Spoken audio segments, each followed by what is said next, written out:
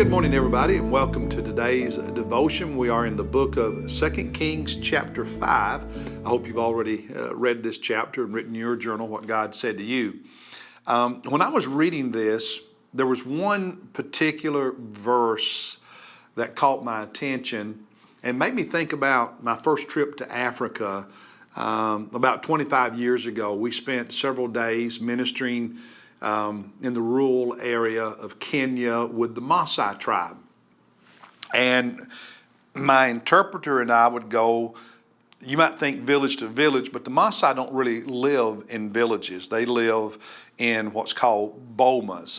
Each family unit has its own boma. Think of an enclosure, okay, with several huts or what we'd think of as small houses, but they're really huts. Inside it, that boma would be made like a fence, okay, made of brushes with thorns and stuff to keep wild animals out. So it was for protection. And inside that was one family unit. And the tradition among the Maasai is that a man would have a house inside the boma for each of his wives and her children. And so it wasn't unusual for a Maasai man to have 2, 3, 4 wives. In fact, the majority had more than 2. And so each one had their own house within the boma. And so we would go to these bomas, and sometimes when I would preach and share the gospel, it would be with a small group because it was a small boma. He only had himself and maybe 2 wives and their kids. Another one might be larger, and it might be a larger crowd, and share the gospel. Now imagine with me, people in that setting commit their lives to Christ.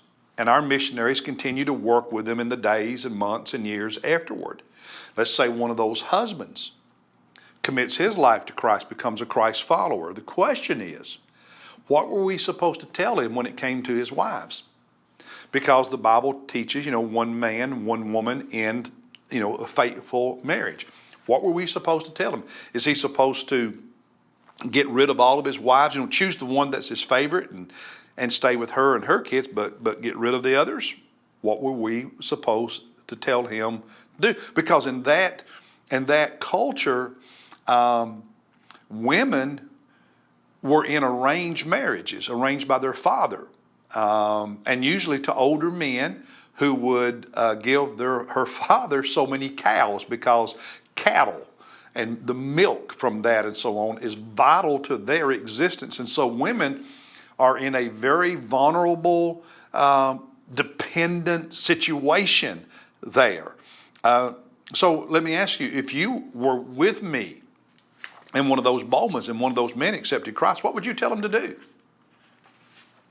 It's not an easy question to answer. We can sit here in America where we don't have all the pressures, all the issues, all the cultural history, and et cetera, and say, oh, well, no. Would you tell him to put those other wives out? So that, and they probably couldn't survive on their own without him, because he owned everything. They would have nothing. There's not an easy solution. Now, one of the things our missionaries would do is they would teach and disciple those families with the hope that the children, as they grow up, would not carry on the tradition of having multiple wives, and so beginning to change the culture. But they did not tell these men, kick your wives out, abandon them, because that is a different kind of sin, isn't it? Not an easy solution. And you say, well, Steve, why are you talking about all that? Well, in chapter 5, we have this very well-known story of Naaman, who was a respected military leader among the Arameans, the country of Aram, which today would be in the location of part of Syria, if you will.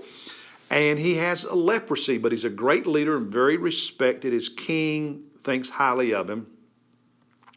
And he gets permission to go to Samaria, to the northern kingdom of Israel, where the prophet, Elijah is living.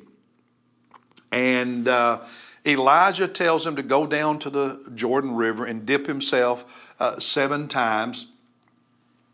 And he does that, and he's healed of his leprosy.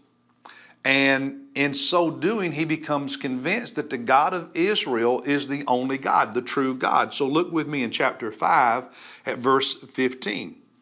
when he returned to the man of God, when Naaman, after dipping in the Jordan River, comes back to Elijah, he came and stood before him, before Elijah, and said, "Behold, now I know that there is no God in all the earth but in Israel." And then he offers a gift. And Elijah turns down the gift. But then Naaman asks in verse 17, if you don't want my gifts, please let your servant at least be given 2 mules load of earth.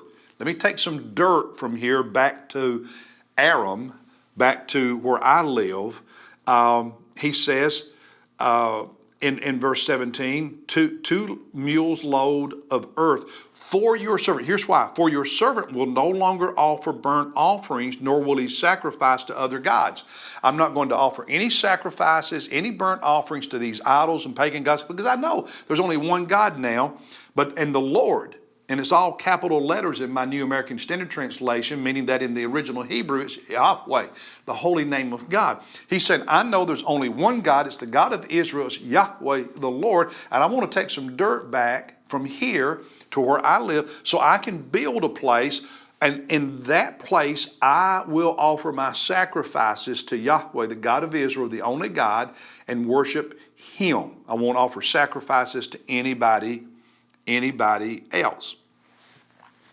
And then he continues in verse 18, in this matter, may the Lord pardon your servant. May God forgive me. May God have mercy on me. Help me. When my master, now who is Naaman's master? The king of Aram, who worshiped these pagan gods.